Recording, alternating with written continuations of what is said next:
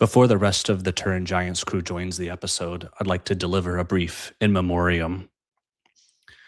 Today marks the 19th anniversary of the tragic death of two 17-year-old members of Juventus's youth program.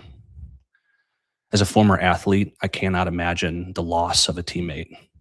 As a father, I can't think of anything more tragic than the loss of my child. And as a member of the Juventus family, I think it's mandatory that we always remember and honor everybody who came before us. To the friends and family across the globe of Ali and Ricky, I just want you all to know that we will keep these two young athletes alive in our heart forever. Look, there's no way to successfully pivot from such a sobering reminder of how insignificant sport is in the grand scheme of life. But I'll do my best. We're all here, after all, to speak about yesterday's important victory over Bologna. And I think as the rest of the Turin Giants crew joins, we are ready to do just that. So let's get it started.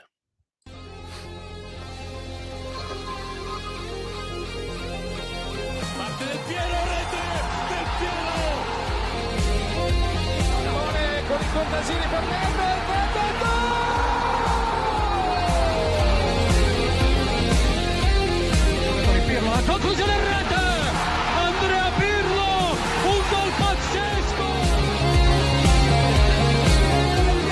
Del Piero, Alex, Del Piero. Di Pogacar, Pogba, rete, un gol incredibile. Pogba fa esplodere lo Juventus Stadium.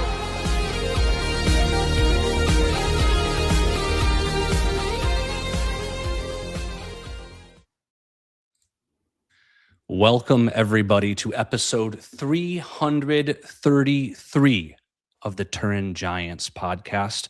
My name is Zach, and I am joined by the main crew of Farhad, Kevin, and Frederic. Gentlemen, how are you doing this fine Monday? Hey, we're talking Juve with our buds on a Monday afternoon. Life doesn't get better than that. What's up, everyone? And a win. It's evening for me. What'd you say, Frederic? It's evening for me, though. Yes. Yes, it is. Hopefully it was a lovely Monday, and it is a lovely Monday evening for you. We are here, of course, to talk about yesterday's extremely important win in Bologna against a very good team. But because it is roughly 24 hours after the game is concluded, we're going to take a slightly more holistic view of not only that game, but also Spalletti's first 10 games in charge of Juventus, and finish up with a look ahead to the equally as important match this weekend against Roma. So before we jump into the actual episode portion of this content, as always, do some quick housekeeping. Y'all, if you don't follow us on Instagram at Turin Giants, we have a lot of really cool, fun content there. That's also a great way to get a hold of us if you have comments, suggestions, feedback, and the like.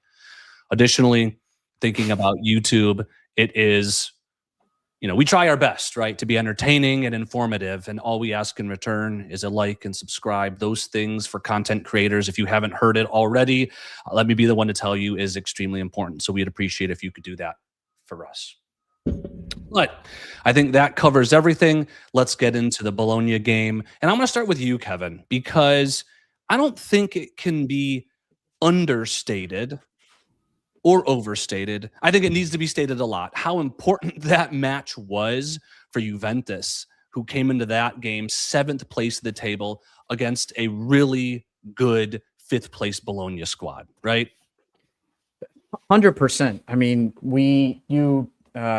myself and Frederic were sitting with Beppe a couple weeks ago, looking ahead to Napoli, Paphos, Bologna, and Roma. Obviously concerned about the Napoli and Roma matches, but equally concerned with so-called lesser opponents.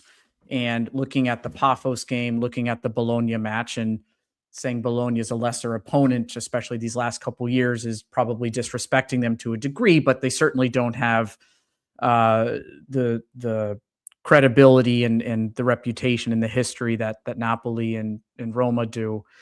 That Paphos and Bologna could be the trap across those 4 matches, when oftentimes we've shown that we can rise to the occasion against tougher teams, but often struggle to do a job against the teams where we should win and where it should be very competitive. And thankfully, we took care of Paphos, although we all know how challenging and difficult that first half was. But the match against Bologna, we got it done. It wasn't always pretty. They had every opportunity to be leading and beating us. We had every opportunity to win by more than 1 goal, but we got it done. And picking up, I know we didn't pick up 3 points against Napoli, but picking up 3 points against Napoli just to drop 3 points against Bologna would have just been, it wouldn't have mattered. We were talking at that time is, would a win against Napoli mean that Juve's back in the title hunt? No, because there's so many other matches that followed that, and 1 game wasn't going to be enough for that to be a realistic conversation. And just because these other matches that follow, we haven't proven that we haven't been able to prove that we can always go out and beat the teams we're supposed to. And I think getting through this Roma match is going to be very important for us, because when you look at the schedule, and I'm sure we'll talk about this later, Zach, there's some very winnable games to start the year. And just doing a job in Bologna was important, and I'll leave it there. Frederic, I'm gonna go to you, because you have repeatedly talked about how this team is mentally weak. This Bologna team is playing good football. They're ahead of us at the table, obviously, going into yesterday's game.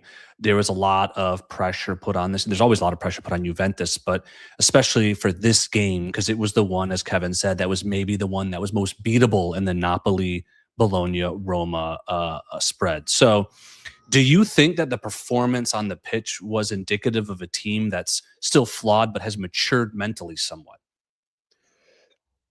I honestly feel that that's a bit too early to say. What I was looking forward to most was, after a positive or more positive second half against Paphos, where we also shifted a bit in formation. I was very curious to see if we could ride that wave for the next game.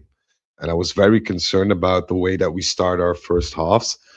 And I was a bit more optimistic yesterday when I saw that we took a slightly different approach, and in the end it paid off. It's still clear, I think, to everybody that we are not a title contender or a team that is there yet in terms of almost everything, every aspect of the game.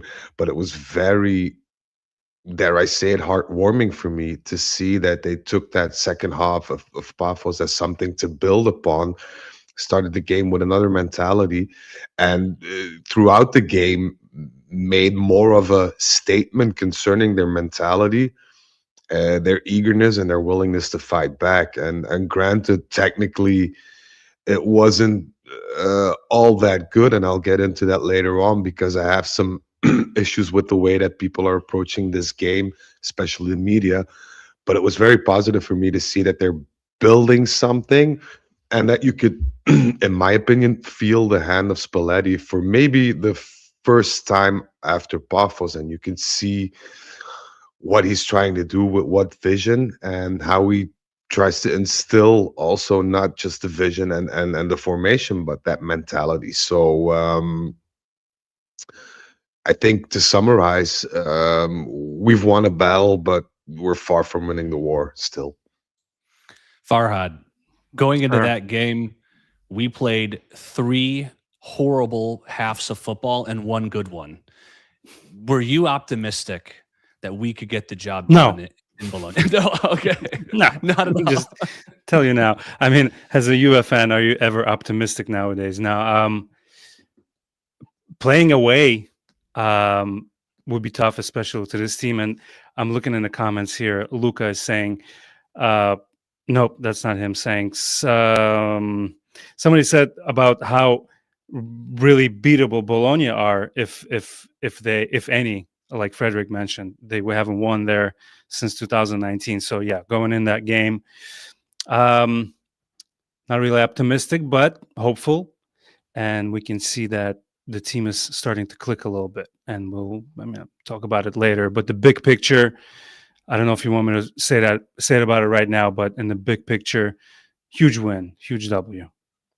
Well, I want to go back to Frederic because he kind of opened the door a little bit to how we played. So this game was a very open game for 90 minutes. So going back to something you said, Frederic, you said that the media was saying certain things and so forth. Why don't you expand on that within the context of how this game shook out? Well, to me, it was very clear that we were still underperforming a bit in terms of what you can expect from a decent Juventus side. But I think we've all come to terms with the fact that this year, and especially the years that have passed, it's very difficult for us to make a statement in that respect and in that regard. But I thought that we played well, but we didn't make use of the space that lied in front of us. And that for me is a bit concerning because we aren't the most goal scoring team in Serie A or in Europe. And I feel that given the room that we had all game long, because a lot of people are focusing on the red card and spaces between the lines that fell after that red card. But I think throughout the whole game, we had some space to do a lot more damage, especially with the front line and the wingers that we have available. So to me, that was a bit concerning that we didn't do more than what we did. And going through media, social media, newspapers, and whatever, I saw a lot of people praising this Juventus, and maybe rightfully so, but saying that Juve was very good for me is a bit of an overstatement with respect to our performance. Granted, we gave a good performance, but we just gave a better performance than what we're used to. And to me, that's not a synonym of being good. It's a synonym of being better. And we're on the way up. We did better. We grabbed the 3 points, and I'm happy. But to state that this Juve is once again Juve, like I read somewhere, for me, that's altering Where the did fact. you read that? I think it was a passage in Tutto Sport that they claimed that Juve is on the rise and this is the return of Juve and Juve is forced to be reckoned with and yada yada yada yada There's going to be yada. a lot more wins until we can claim that, I guess. Yeah, and that's the issue that I now have because we are very fragile and we still have a long way to go. So let's take this win for what it is, build on that, and see what we can do with that. In the game that we face Roma against, because that's another 3 points, another important 3 points again against a team that's in front of us in the table. So we have a chance to, set some of the errors that we made in the beginning of the season. We can set those right. And if we can do that, and we can do that with some continuity, then we can speak about a possible resurrection. But for now, it's way too early, in my opinion. Kevin, Frederic said if if I were to create a tagline for a newspaper from what Frederic just said, I say not good but better. How would you sort of capture the performance from Juventus yesterday? Progress. Just one word. Progress. I think Frederic is absolutely right to state that, or to challenge anybody saying Juve is back. We're far from being back for what we would consider to be acceptable for a club of our stature and what we want to see on the field. But you have to start somewhere with some progress. And I think when Spalletti joined, we saw the one game reaction, and then there were a couple matches where I think all of us, and the media included, were questioning whether we were seeing the appropriate reaction, whether we were seeing a change, whether we were seeing his imprint on this team. And I read something in Gazzetta earlier today, which did make it clear that we are starting to see a bit of Spalletti's imprint, and the article pointed out a couple of key things, which I thought it was a short article, but they verbalized it well. Spalletti's gained credibility within the locker room, and I think his seniority, his track record speaks for itself, but also how he's defending his players, how he's being direct and not mincing words either.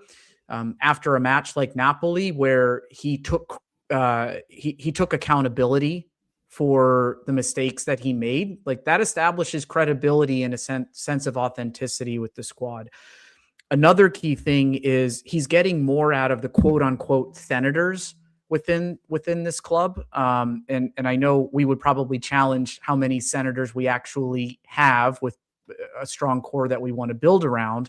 But with the people that we have, look at McKennie, the longest serving player, I think, on this squad, other than Perrine, if I'm not mistaken. He's been performing quite well and is in a bit of form.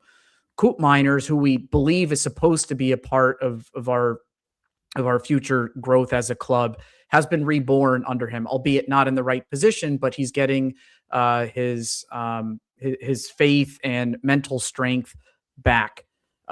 We've seen.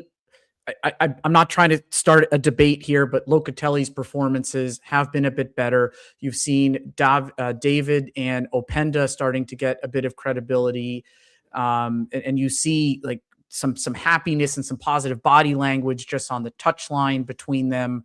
You're seeing Cabal coming out saying just how strongly he feels and respects Spalletti. So I think we're starting to see Spalletti win the locker room a bit.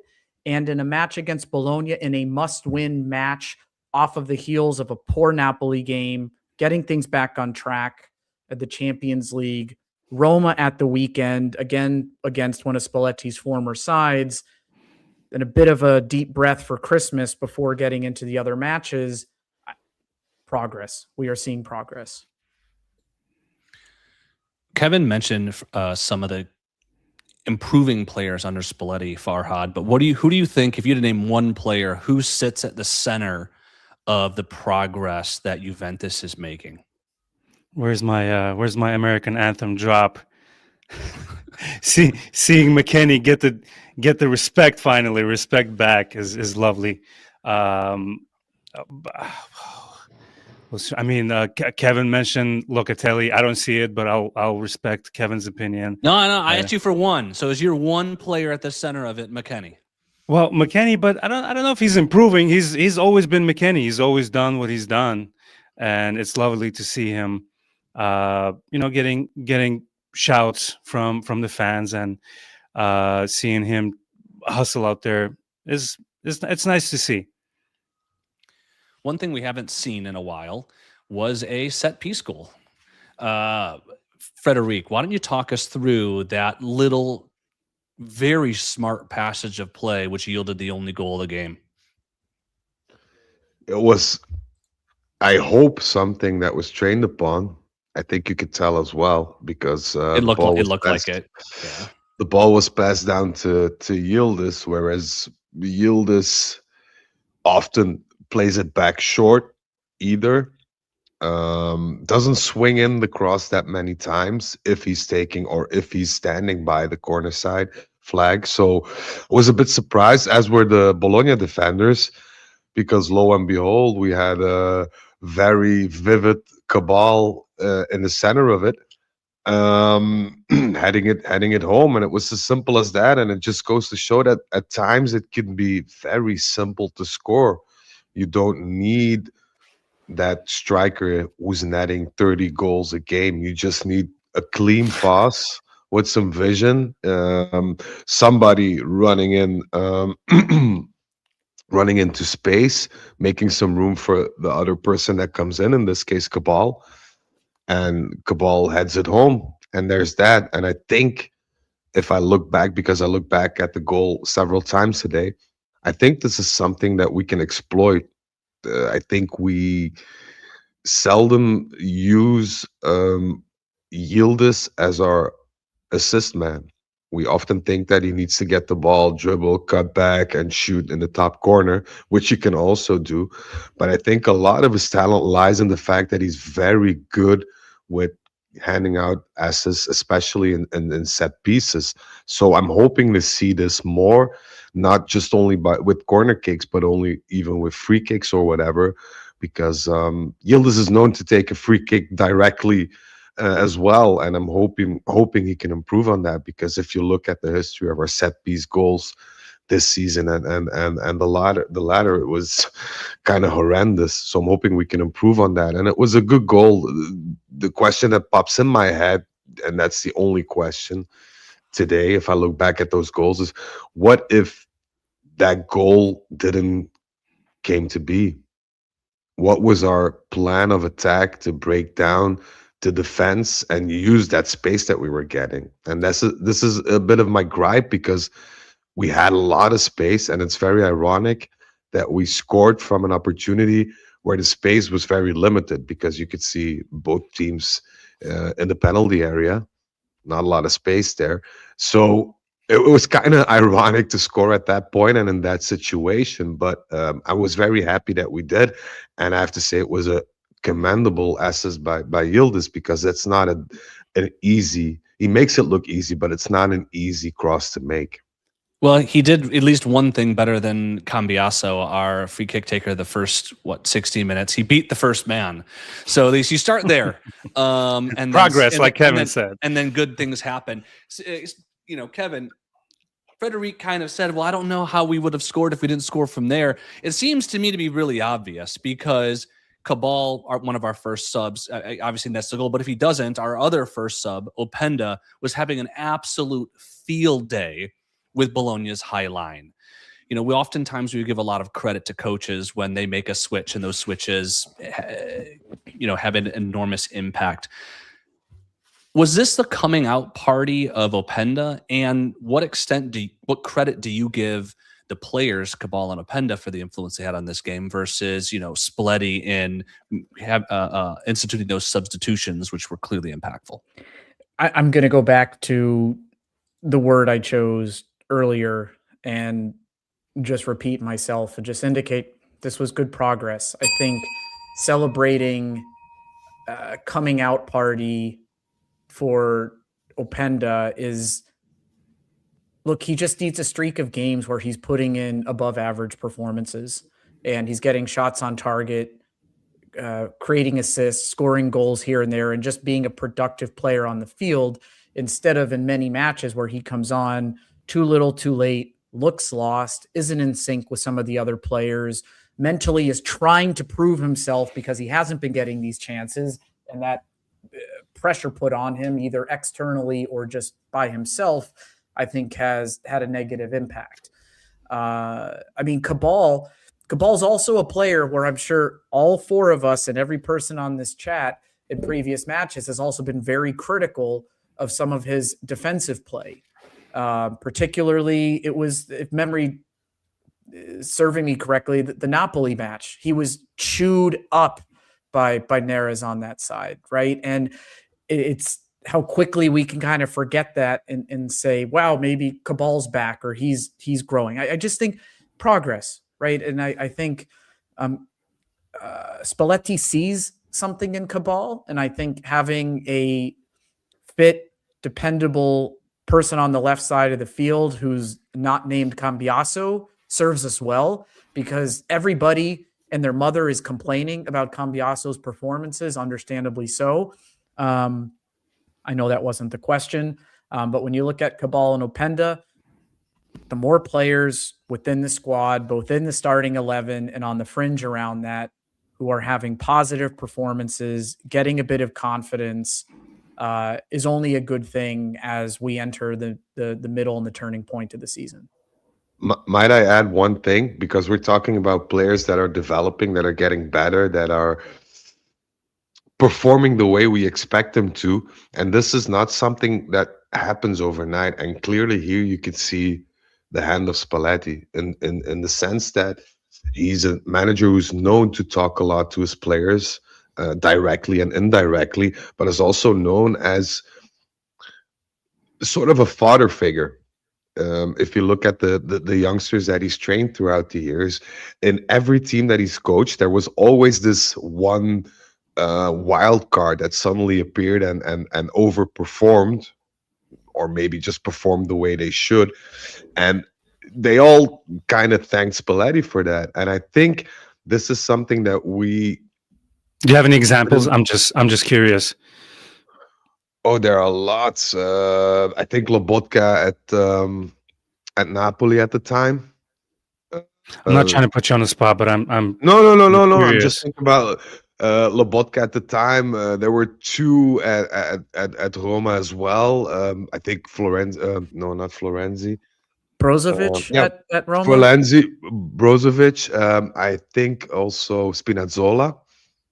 Hmm. Okay. So, but and he's known for that, and I think this is something that we underestimated a bit because we were so into the formational side of things and where he was going to put which player and the history and the points that he obtained with other clubs, but we forgot the emotional effect that he can have on a team. And it was that psychological twist that a lot of players needed, I think.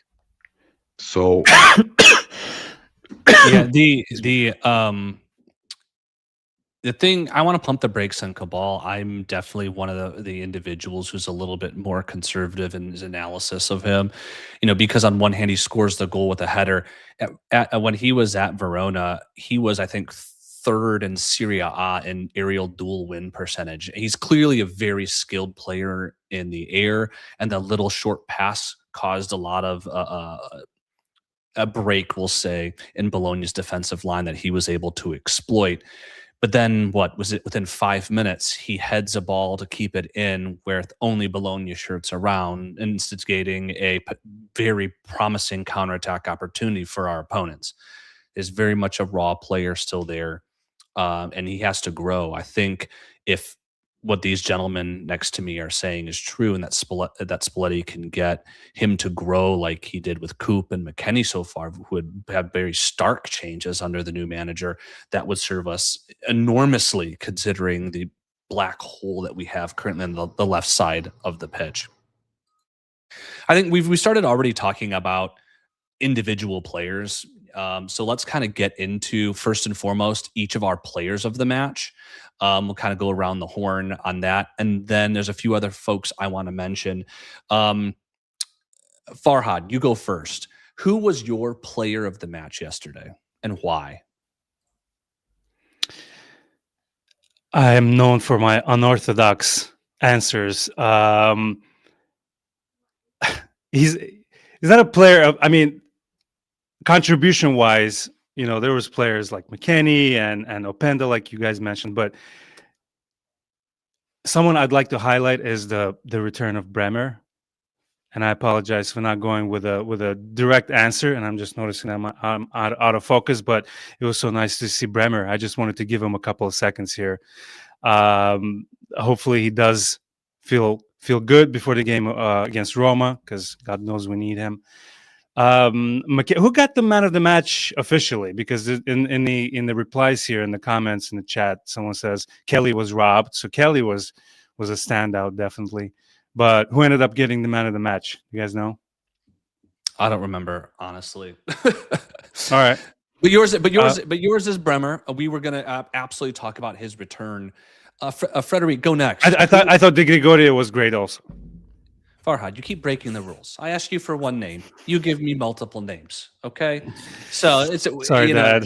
Yeah. see what we have to work with here. Jeez, I mean, come on, man. Okay, so we have one vote for Bremer. Obviously, really good to see him on the pitch, despite having relatively limited involvement towards the end of the game. Frederic, who was your player of the match? Undoubtedly Kelly. Like I keep repeating myself, pod after pod, that he's improving and he's very good. But if you look at and you zoom in on how he played yesterday, he did what he usually does, but he upped it a notch. And I think that If you see where he's coming from, like every game objectively, you can see that there's a player here that progressed a lot in a very short amount of time. But what he did yesterday was something that I haven't seen a lot of defenders in Serie A do. He was carrying almost the whole back line on his back. Not only that, he was also running back and forth to midfield. At a certain point, I think he was outside of the penalty area of Bologna at the end of the first half as well. He put an amazing heart like he always does, but he kind of linked that up with a beautiful performance. Proactive defending, which I always love. I'm not a fan of Bonucci defending, turning your ass when somebody takes a shot. He's more of the proactive type, and he did that so well with a lot of confidence. And the thing I like most, and I'm going to repeat myself, I see him communicate a lot more. He really fills up those leadership boots naturally. Tries to communicate even in Italian, which I find commendable for somebody from the UK who hasn't been here for not even a year, and somebody who steps up when need be, because we were talking about how important this game is, or the games that we had, and every game thus far he was there. He carried the back line, he did whatever he could. And yeah, granted, he makes a fault or two any given game, but yesterday for me he was flawless. Kevin, who do Seeing you the same have? questions coming my way. Yeah. So if I was before Frederic, I would have given that answer of Kelly. And just one more sentence on him before I give my answer. Tremendous respect for someone who received almost nothing but criticism when he joined, not just from fans and the Juventus community, but from pundits, people in the media, just talking about just how far Juve's defense has fallen to pick some guy up who's barely getting time at Newcastle, how he's going to get compared to Dean Huijsen, just a player that never was for us in the first team. And he had some shaky performances for sure with all of that on top of him.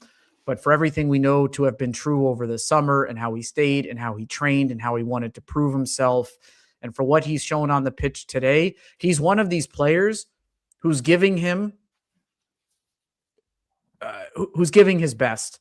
And I'm not trying to say that he's ever going to be able to get to Chiellini, Cannavaro, Barzaghi, but he is giving us his best, and we are seeing great performances from him. And for him to have the mental strength and fortitude to overcome that, keep his head down, and just put out these performances, it's commendable, and hats off to him. Plus, He have a very big testicles. Yeah, and I love it. Yeah, And what yeah. Maz in the chat here on YouTube here from Mazmiv 3B. Sorry if I'm saying that incorrectly. Kelly is here to show everyone wrong, and I love that. I'm here for it too, and I love his story. I want but to. go ahead. Sorry, Go ahead, sorry, Frederic. sorry. Yeah. No, I just wanted to add. Zach and I spoke about that during a summer episode of The Scoop, I think, when I reported that Kelly stayed in Turin. And ironically, we got a lot of backlash in the sense that people were saying, "Oh, what good is he? He could stay in Turin for 3 years, even more." And he's a shit defender and things like that. But Zach and I were very positive about that, and we still are, because you can see the results. But I think it's also a fact that he genuinely loves Juventus. And I know it's a bit of a stretch to say that because he's not been here for that long. And I know that, love for a certain team in this period of time within the sport of football is very hard to come by. But I honestly think that if you're an individual who basically lands in a new country, new culture, new language, you could see that you're struggling, and then take time to invest your own free time into not only training, but getting to know the culture better, the city better, the language better. And you see that pay off. Like, that is so rewarding, not just for him as a player, but I think for the whole team. I think Cl- Kelly sends a clear message saying to the team, okay, I'm somebody who maybe doesn't have what it takes to be that next Chiellini, to be that next Bonucci, but maybe I don't want to. Maybe I just want to reach my 100% of what I can do with what I can do, and therefore contribute to the greater good, which is Juventus. And not only is that very humbling, but it's such a nice revenge arc for him personally that you cannot help but love the guy for that. And I'm sorry that I took your words and then took you guys hostage, but I just wanted to get that off my chest because this I is mean, it's how my season started, right? I was fortunate enough to be at some of the matches early in the season, including the crazy 4-3 win against Inter. Me and my buddy who were going to the game, we got interviewed by Tutto Sport and like, who's going to score? And everyone's like, Kelly, just kind of joking that he's still kind of this just like fraud within the team. And who scores first? Kelly in that match. And then from there, I just think that was a weight off of his shoulders. And from that match onwards, I think really started to stand out with the fans. You guys have better memory than I do. Did he have really bad performances ever? What was his worst? Where we were like, what have we done? Last season, the he whole was season. yeah. The I mean, whole yeah, season. and he was just set up in a lot of ways to fail for the fan base, right? The whole Dean Huijsen comparison, and I don't need to rehash what these gentlemen have said, but the mental fortitude that Kevin indicated to turn around and be as good as he is, I stick by what I've been saying since I think Game 3, that he is the comeback player of the year for me, and he has consistently proven that he deserves that.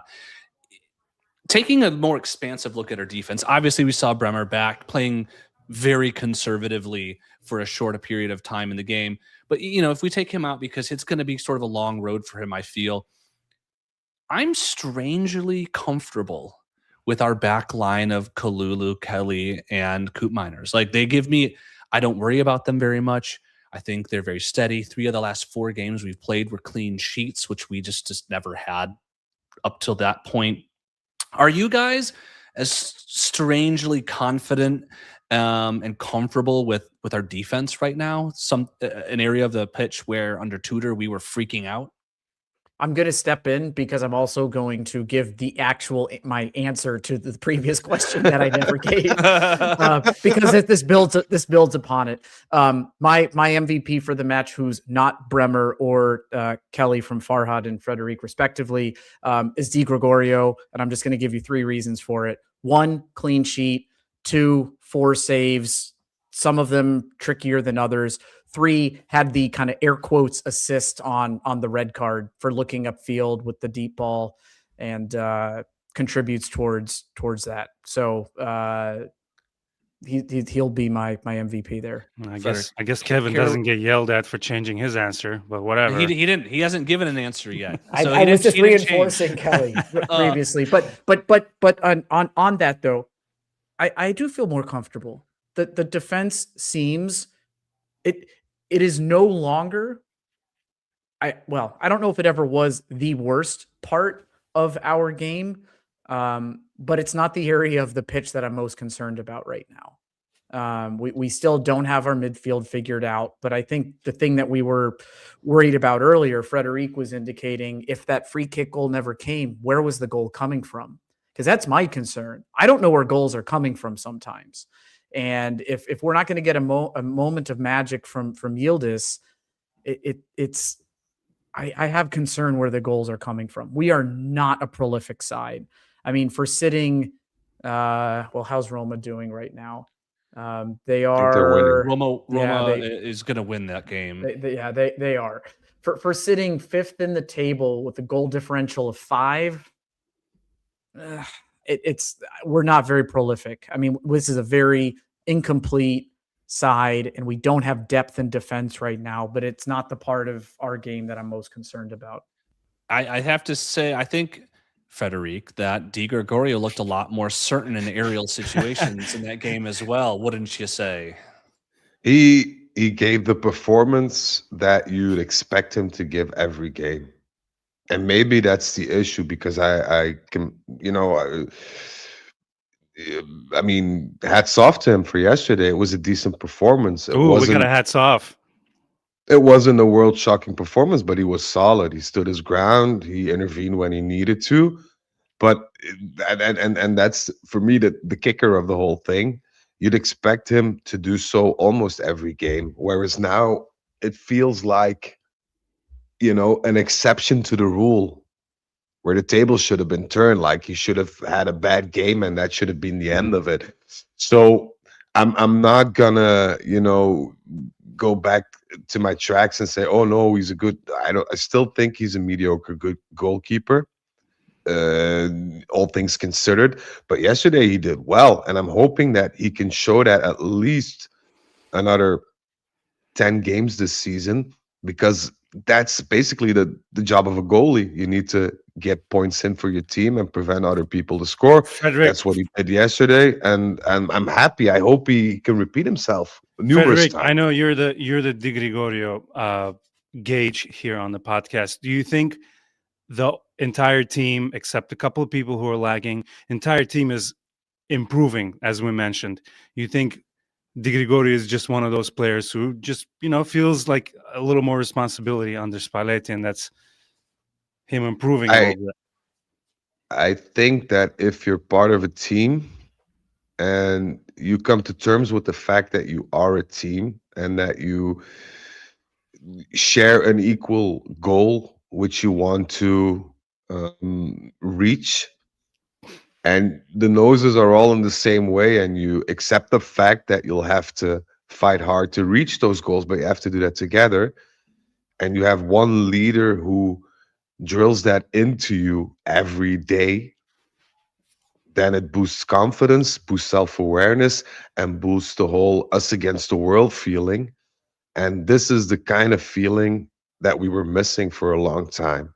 And it's starting to slowly ooze back in to the squad. And I think being mediocre, technically, in my opinion, I think this is the boost that we need, and that will make us better by 20-25%, in my opinion.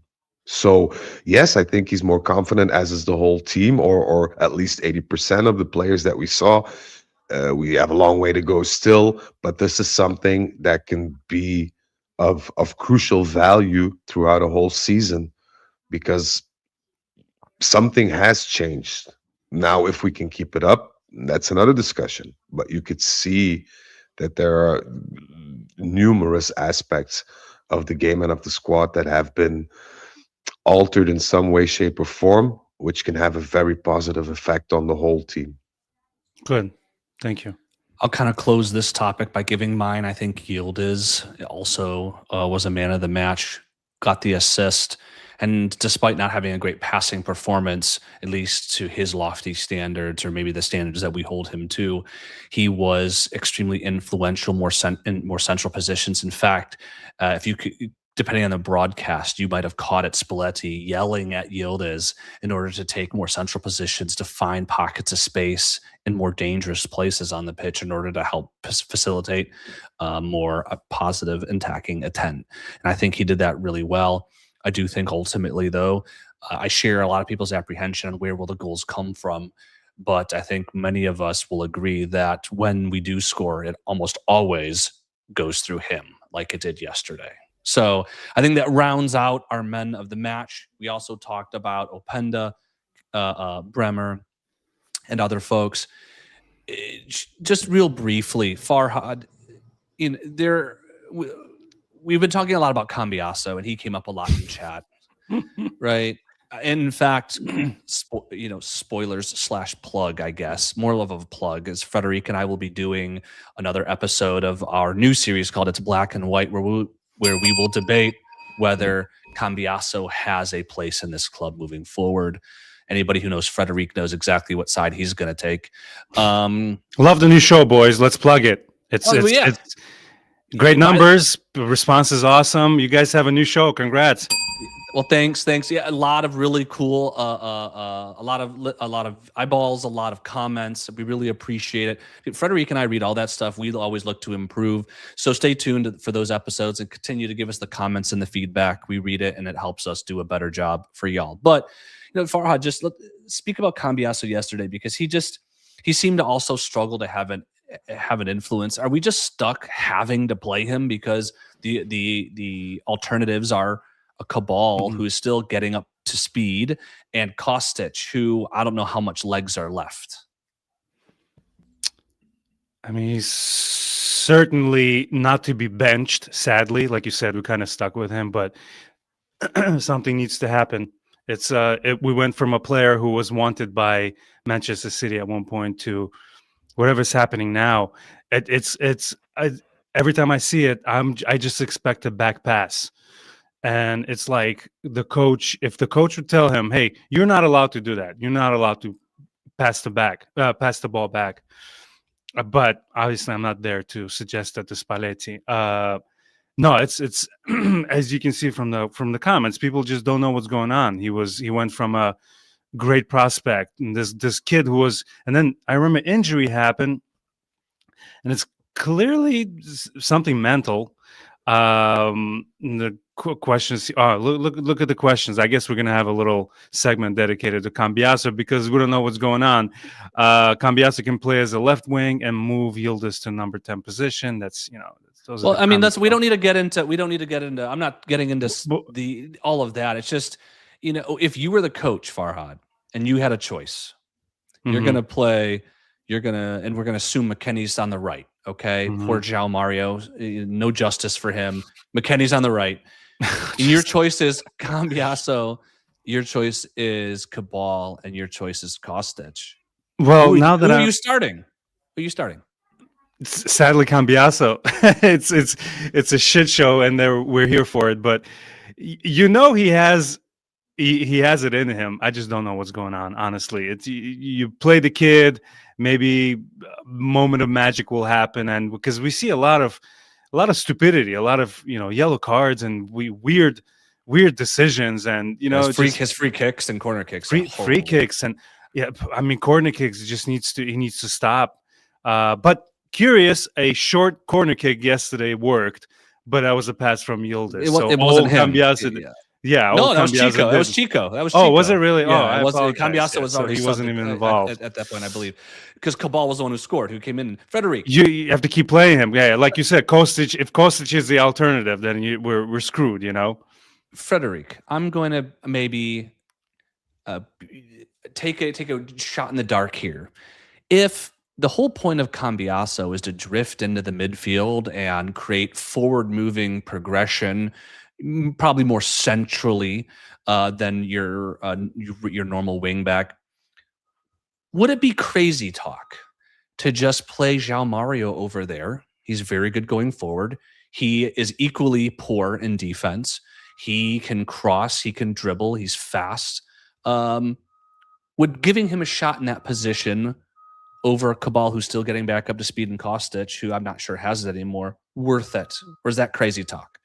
No, not at all. I wholeheartedly agree with you there because I feel that even if and we're just going to go by the statistics or the feeling that you get with a certain player, I think at this point it's very clear to see that Cambiasso's story at Juve has come to an end. I'm not saying that he'll get a transfer. I'm not saying that he'll do whatever, but I think it's very clear to see that you just can't rely on him anymore. And you could rely on him even without the fancy things that he did and the assist or the occasional goal.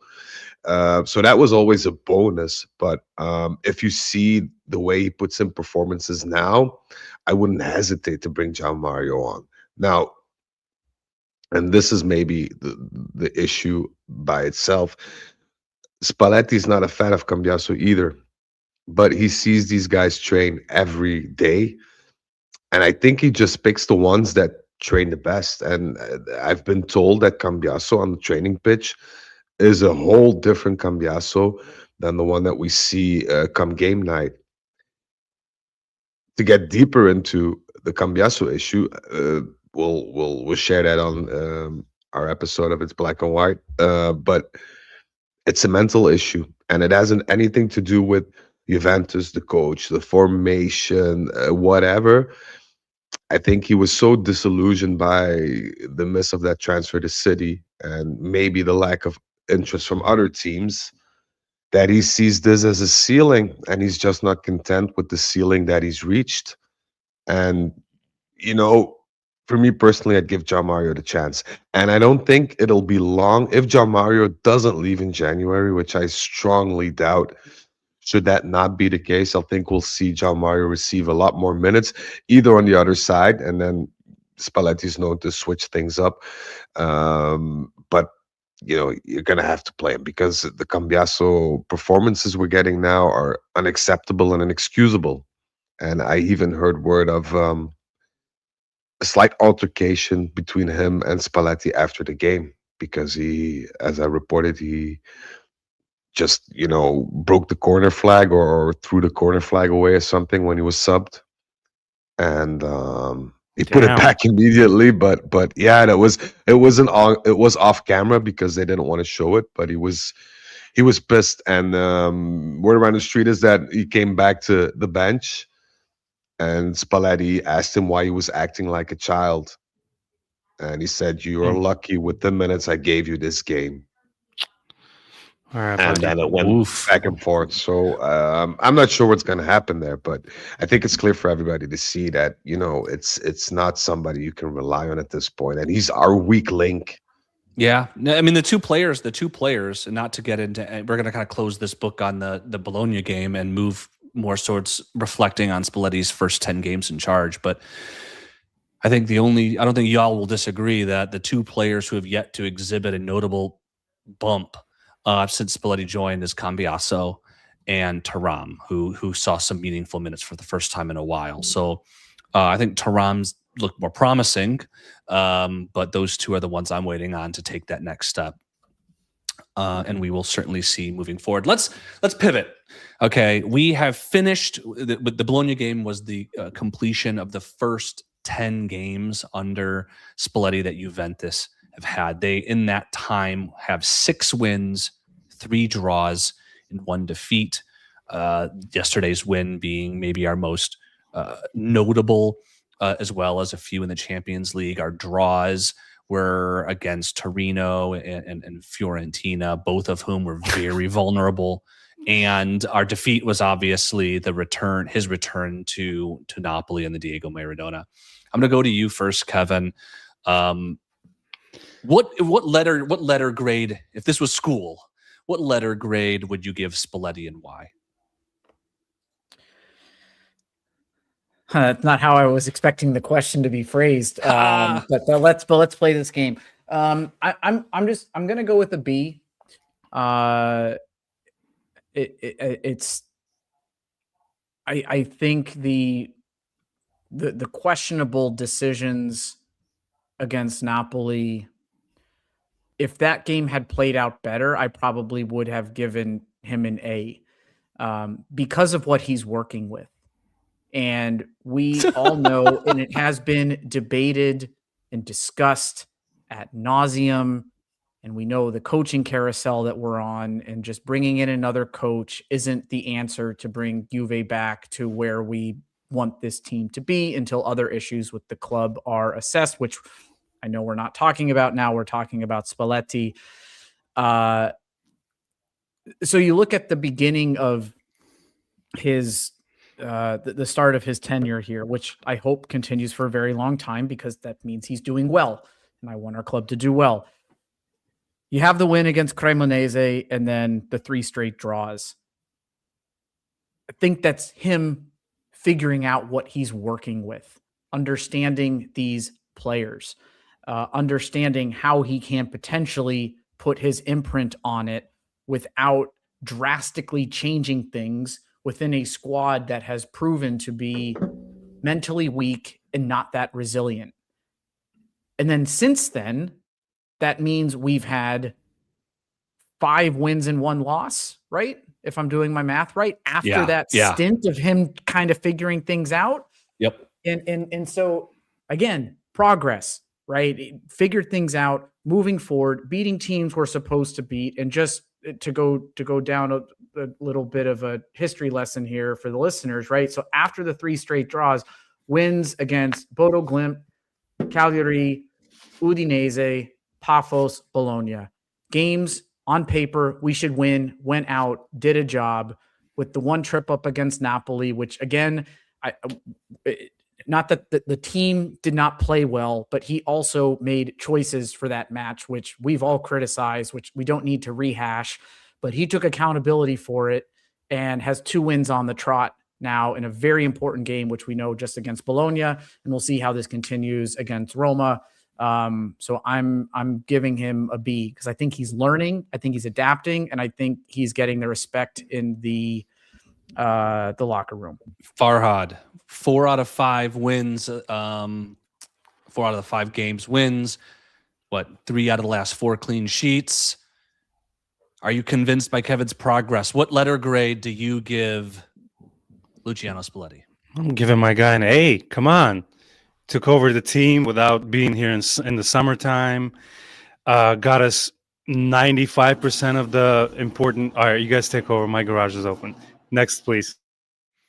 Frederic. Okay, we got a B. We've got an A. Frederic. We don't do grades in Europe that way, but I'm just gonna go with the American equivalent. I'm a steady B plus because I agree with Kevin. I think he's still learning, and I think that come February we'll get to discover the real Spalletti because Daniel knows what he can work with. Because I honestly feel, and I saw a lot of people after that 3 straight draws bashing him already, but you can't judge a player by just training sessions. You just can't. You have to look at him in a real life performance endowed situation where you can see how they handle certain things, what choices do they make, how they handle pressure, how they communicate with other teammates, what solutions do they pick or not pick. Those are the moments that you need to take, and those are the moments that you as a coach can see what your squad individually is capable of. So he needed those moments in order to get a good imprint of what the material was, what he had to work with. And it wasn't soon after that, those 3 draws, that it became apparent that he's not happy with the squad, the depth of the squad, or the quality within the squad, which is a good thing because it took him not long to notice that. And then step by step, he gradually started to improve those little facets of the squad that, in my opinion, were missing. And he started from an individual standpoint and started to improve or try to improve players so that they could have a huger impact on the team as a whole.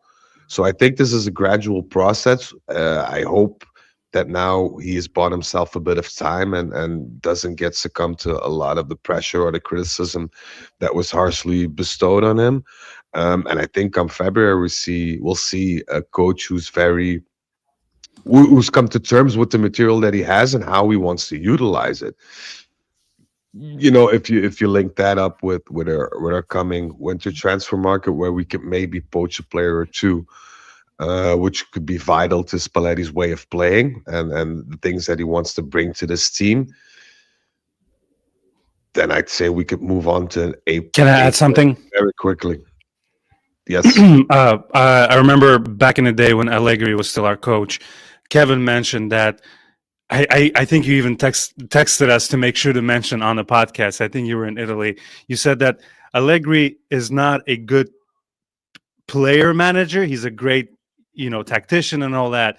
What do you think? Well, the differences between Spalletti right now, kind of managing the young players, because there's no one under 30 on the squad. What do you see the difference between Allegri's way of managing? Allegri wasn't a coach. He was just a manager. Like he's especially given everything that was happening at the club with the Plus Valenza stuff and all of the like doing so well at shielding the team and managing the situation. But players were not improving with him. Coaching and improving the players and the quality of the team. I think that was the comment back then, that he wasn't coaching, he was managing a situation. But I do love what Spalletti's doing with the younger players, and sometimes he throws out in an interview something nice about a player. I imagine as a young man, it's nice to hear. So, I don't know. A to me. Sorry, I was interrupted, but so far we're seeing a little stability on the bench, which I love. All right, so we're going to just do some quick hits right here. Kevin, I'm going to start with you. And this might not be quick. I realize the question I'm about to ask you is not one that maybe is going to be quick. But Thiago Motta, first 10 games, 6 wins, 4 draws, 0 losses. Tudor, first 10 games, 6 wins, 3 draws, 1 loss. Spalletti, first 10 games, 6 wins, 3 draws, 1 loss. What is different about Spalletti that we should expect to go in a more positive direction than the aforementioned, who have extremely similar starts to their time? Really, really good question. I think there's 2 things I would lean on. The first is just sheer experience, right? You look at, let's start with Motta. Did brilliantly at Bologna, overperformed, but without the pressure of what it means to coach at a side like Juve. He came in with a lot of excitement, the new squad, Giuntoli giving him so many gifts that he wanted. Ultimately was unable to rise to the expectations that maybe were too far out of reach for him to be successful anyway, but showed a level of stubbornness and showed a level of, I'm going to play my system, and by golly, we're going to play my system, and an inability to get more out of the players, an inability to adapt and adjust, and wasn't learning and wasn't taking accountability. We criticized his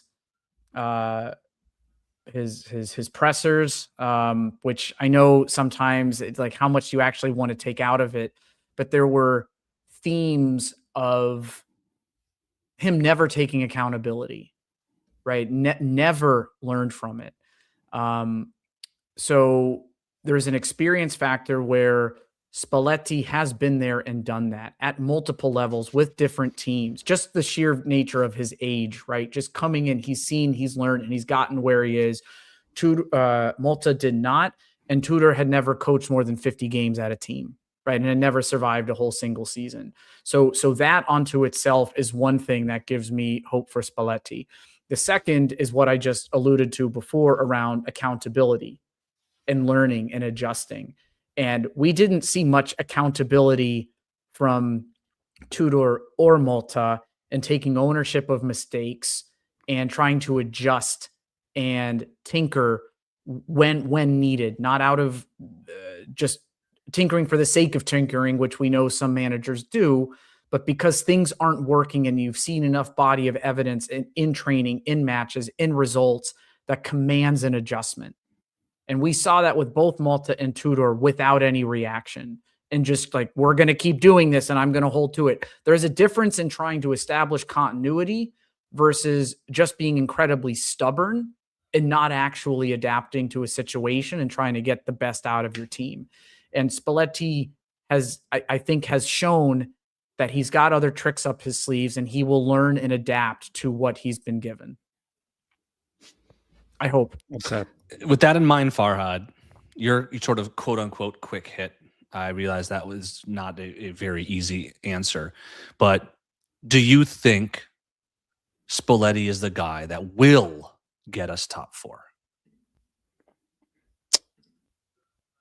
I think so. I mean, this was I didn't really hit the fact that this was such an important win, and important not only in terms of jumping a spot in Serie A standings, but also a moral win for the coach, for the team. It's an away game. It's a It was a clean sheet. I can see that absolutely, and I really hope so, because I really do like Spalletti. Ever since his first first press conference, I've been a fan. I really hope he succeeds. First 10 games is such a weird metric, and like you said, I feel like if it were to go downhill from now, it will, because Zach, you presented the first 10 matches, the stats with Mota and Tudor. I'm really looking forward to the next 10, and I really hope he does get that number 4 spot. And like Kevin said, he's done it. He's actually lifted a trophy above his head, and I really hope we weather the storm of this season and pick up a couple of people in January. And I'm personally wishing him success with Juve, even with that tattoo on his arm. Answer is yes. I think top 4 finish is very possible with him. Last question on Spalletti for Frederic, and I hope Ozymandias is still with us, because he asked this at the beginning of the episode, but we were dealing with other topics. So I hope he's still with us.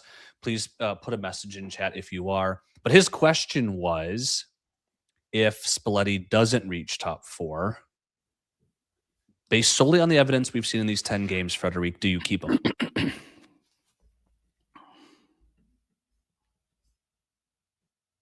You're muted, buddy. Thank you. That's not a black or white question. That's a great question, because it all depends on what are the standards that we set for the season after that. Which players do we have? And maybe the most important thing to take into consideration, why did we not achieve that 4th spot or didn't achieve Champions League football? Because there are a lot of variables in that equation that we can not comprehend until the season's over. And the fact is that we don't know who can be the alternatives to Spalletti. So there are so many question marks. No, I'm not accepting that. You give it black and white, Frederic. We finished 5th. I would. You keep him? I keep based him. on the 10 games we've seen. I'd keep him. And why? I'd keep him because I think that given a proper amount of time, a proper amount of, let's say, ownership within transfer management, and the fact that his presence as a whole and his experience might be a determining factor in continuity, because we seem to start afresh every season. It's year 0 every season. For some reason, we start afresh. We throw millions out the window and hope for the best to happen, but that doesn't happen, like we highlighted many times, without a clear vision. It's clear that we chose the path for Spalletti, but it's also clear that he chose us, because why on earth would somebody accept this joke of a contract, which it basically is? Nobody in their right mind would accept this unless you were sure as a coach that you can make an impact and you could achieve something within this club. And I honestly feel that he can. I don't know if the timing's right or if he has enough time till the end of the season. And I honestly don't know if the players that we have right now are good enough to get in that rat race and confirm 4th place. But I do feel that he's on every aspect that we judge a trainer on. I think he's the one that links up with the Juventus DNA, or what we stand for, the best out of a possible list of coaches that we might have. And granted, there will be coaches that could make an impact. But to come back to your first question, the difference between the two previous ones is that we see progress. We see progress every game and every training, even in the way that we handle media, the way that we feel as a squad, the way that we conduct ourselves as a team. And for me, that is something, I think I was saying this a couple of episodes prior, when we hit those draws, I didn't see the light at the end of the tunnel. I'm seeing it now, and I'm hoping for that light to shine brighter and become bigger. But it's only possible if we give the guy the support he needs and the time that he needs. So I'm sticking with Spalletti on this one. Yes. Well, Mitchell, Zach, can I say one quick thing on this? Yeah. Yeah. It just, I think I'm not My assessment on Spalletti will not be of a B, B plus. I like how Frederic put that. Will not change materially based on how things go against Roma. In these head-to-head matches against title contenders, anything can happen. How I want to continue to assess him is what happens in those 5 games afterwards against Pisa, Lecce, Sassuolo, Cremonese, and Cagliari before Champions League returns against Benfica and that big match on the calendar at the end of January against Napoli. Right? If you beat Roma and then go out and tie a couple games or lose one of those against the Provinciale sides, then it doesn't matter, right? Like, let's do the best we can against Roma, but you have to go out and beat the teams you're supposed to beat. And I want you to ask this question again when we get to the end of January, before Benfica, before Napoli, to ask for a reassessment again after these next 6 games and see if that progress that we're talking about here actually materializes.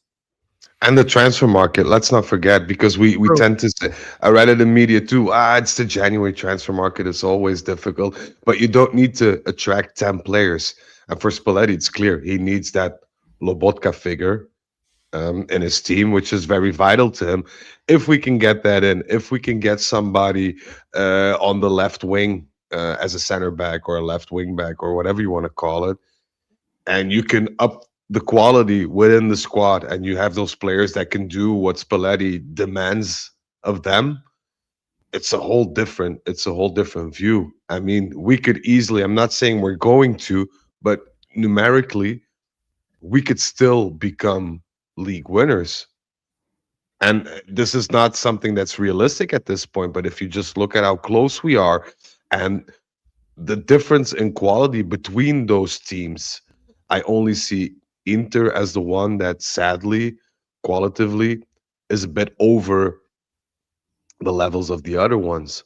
So in that respect, anything goes and anything's possible. But then again, we still need to give them a bit of time. And Roma is going to be one indicator of a lot of indicators that will come our way in the coming month, I think. Well, you've mentioned it. Kevin's mentioned it. Several folks in chat, most recently, Mitchell Alliance, and a few others. Let's finish up today's episode by talking about Roma. Roma, who defeated Como 1-0 today. They are currently 4th in the table, 4 points clear of us. So even if we win this weekend at home, we will still be behind them. They are 10th in their Europa League table, only 1 point back from the auto qualification top 8. And they by far have the best defense in Serie A, only conceding 8 goals in the entire season, which is crazy. I think one thing to keep in mind, what we in the Di Gregorio debate is granted, XG and XGA are not my favorite stats at all, but their expected goals against are 16, double the amount they've conceded. And so I think the Svilar effect is something that they've been riding in a lot of close games. He's proven to be a top quality goalkeeper. Another thing that's notable about their team from my perspective is that they don't score a lot either. They average 1 goal a game. And they have no draws. So for them, it's in a lot of ways more of that Allegri style, despite Gasperini being their coach, winning by a nose. With all of that in mind, and the fact that Coop Miners is suspended, Farhad, is this a must-win game for you? It's a good question. Are we talking mathematically or No, I'm talking about your opinion. Mentally? Oh, I'm way out of focus. I apologize, people.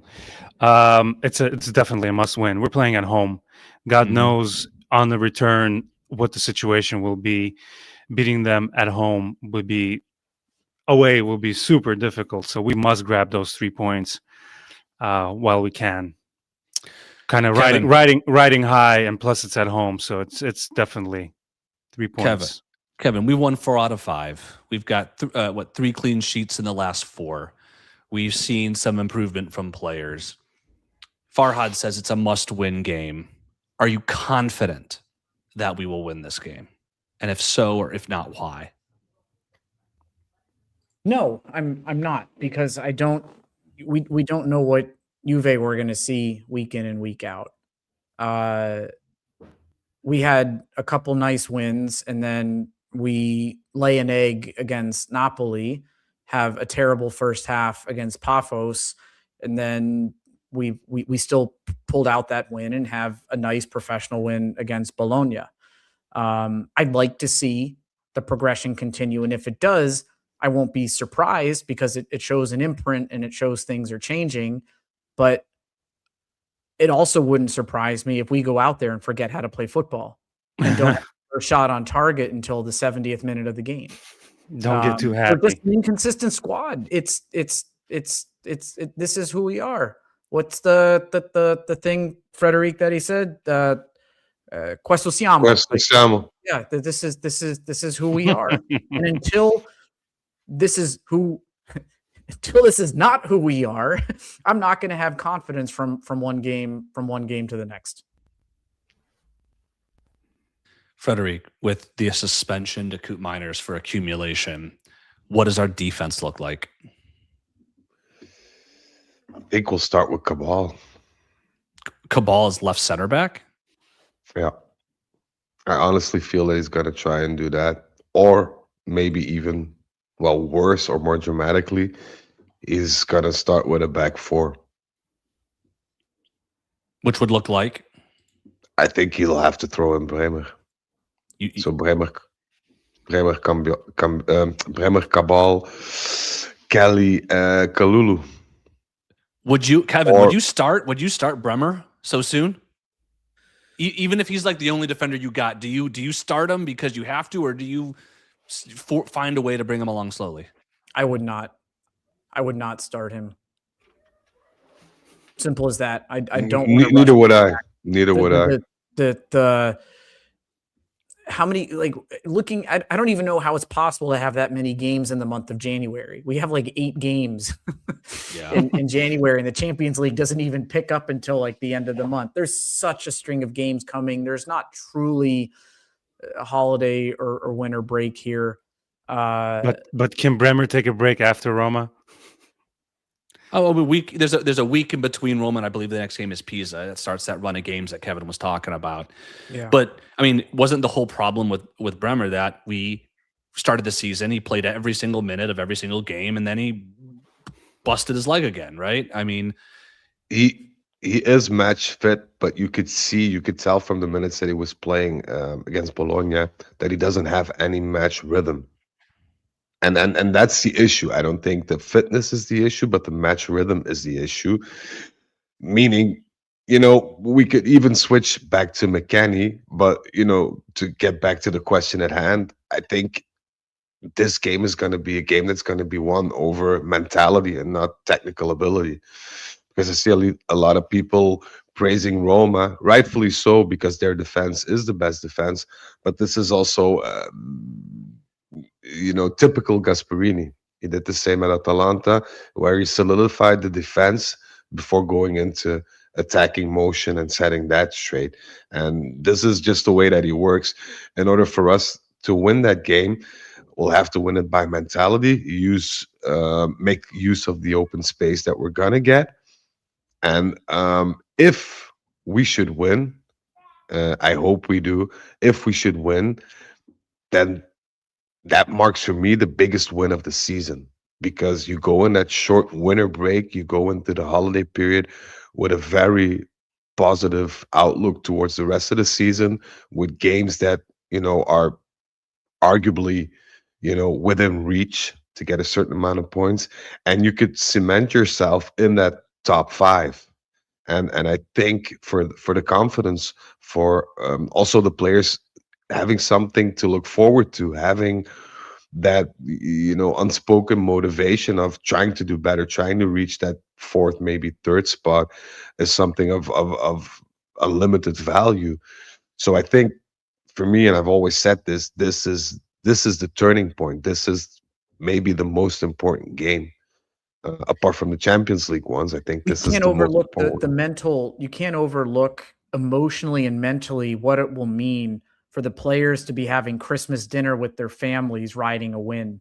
That loss and that sour taste in their mouth hanging over until the game that when is the Pisa I think match? it's 27th or 28th, so a few days after. So Yeah, right yeah. after that, like mathematically, I don't think this is a must win. You lose this game and win the next 5 and do like a clean sweep on those smaller sides, and you get 15 out of 18 points over those 6 games.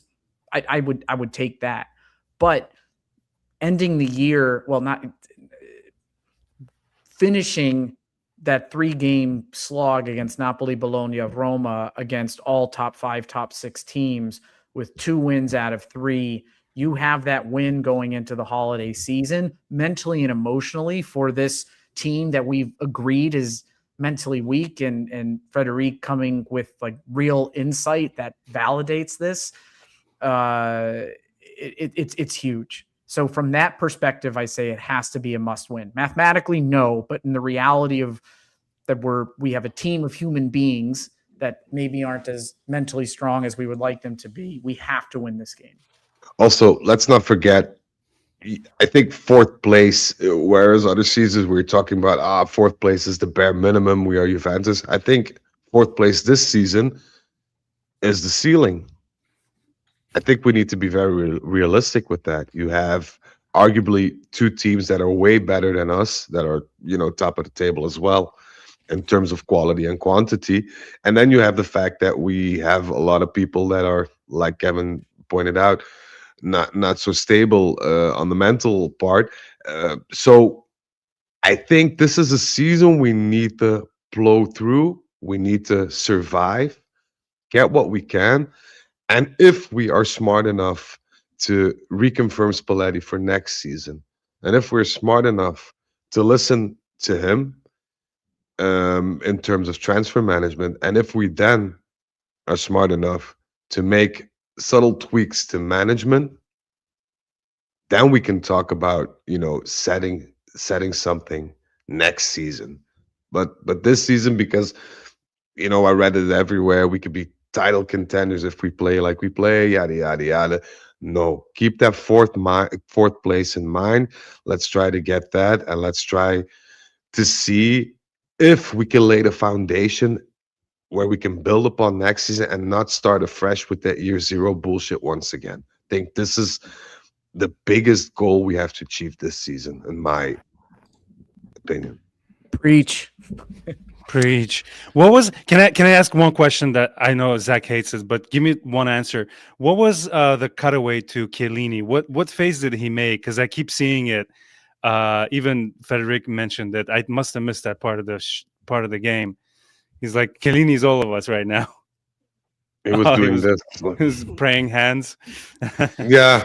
It was, well, look, I didn't get to it. This episode is we're approaching an hour and a half, which is long for us. We didn't get to talk officiating, but the Chiellini reaction was due to one of the, well, we'll just say potentially controversial decisions by the officials in the game. We're not going to talk about it today, though. It was on the outline to maybe address if we had time, due to some of the calls or non-calls, shall we say, that were noted by the Juventus fan base.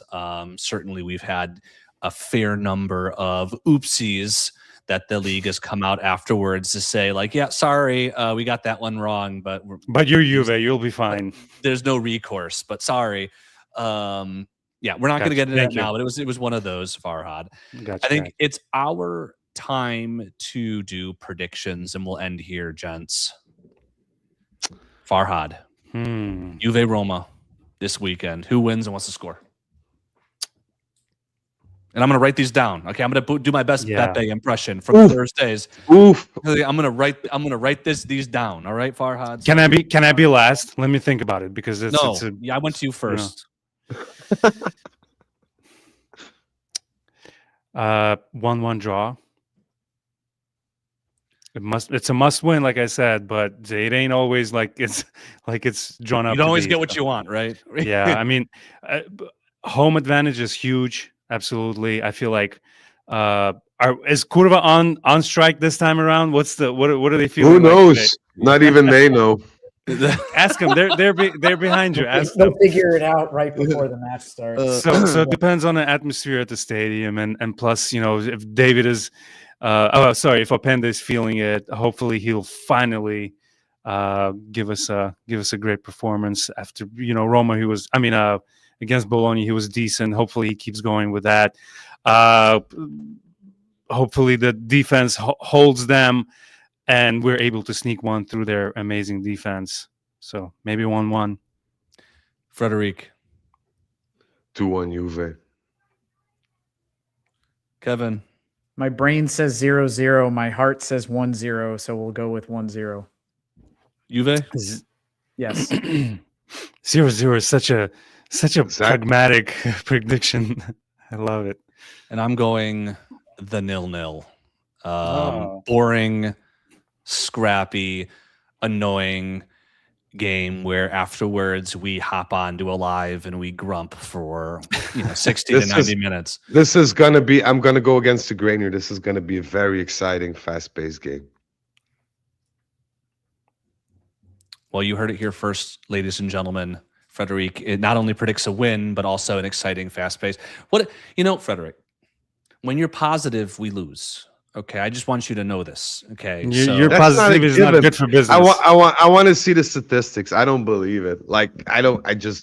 No. I'm realistic. I'm neither positive nor negative. I'm realistic. I think if you look at the Roma squad, they lack something, and I think Gasperini knows that. And I think Gasperini is also aware of the fact that if you want to in Torino stand a chance against Juventus, even though they're heavily flawed, you need to, grab them by the back of the neck. And Spalletti is going to be the same, because Spalletti knows that this game itself, apart from the 3 points, are mentally of such an importance that they have to give it their all. And I think he'll focus this week's training on that aggressiveness, that mentality, that will to fight, will to survive, and whatever. So I think if we look at that, I think that makes for a very interesting game, and I don't think neither of the coaches is going to be happy with a draw. So interesting. Somebody mentioned the red card for Mancini, which I am totally fine with. It's always a coin flip. You never know with that dude. Tell me a more dislikable guy than him. Tell me. He's had a great season in his I don't like him, but he's had a very nice season. Man, such a there's a lot more unlikable people than Mancini. Let's be real. Well, okay. As for some reason the lights dim all around me and I start to be shadowed in darkness. We just see a beard moving. We're gonna wrap this one up, ladies and gentlemen. A couple things, please. If you haven't subscribed, please do that. It means a ton for us content creators. Several people have mentioned either transfer rumors in the chat, as well. You guys haven't discussed, Cambiasso, or you didn't discuss the potential takeover. Well, Frederic and I this week will be recording some content for you, some live, some offline.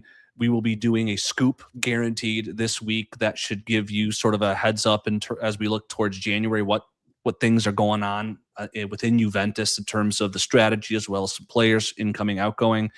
And we will be continuing our new series called It's Black and White, where Frederic and I debate issues about Juventus. We had our debut episode a few days ago, really well received, a lot of good comments. We're going to follow it up with 2. One of them surrounding whether Cambiasso has a future at this club and whether John Elkann should sell. So stay tuned for both of those. We will be addressing those very hot topics right now in that format. And we always encourage you, whether it be on this video or on those sort of specific segment style videos, please hit us up on Turin Johnson Instagram or comment to those videos with your thoughts, your feedback, your suggestions, and or to continue those discussion with your own opinions. We read those and we love it. So please continue to do that. Appreciate all of you who joined us in chat here today. Kevin, Frederic, Farhad, my lovely co-host today. Thank you for your time to kind of bring it all for full circle. As always, we keep Ale and Ricky in our hearts forever. Everybody, thank you very much And until next time, as always, Forza Juve.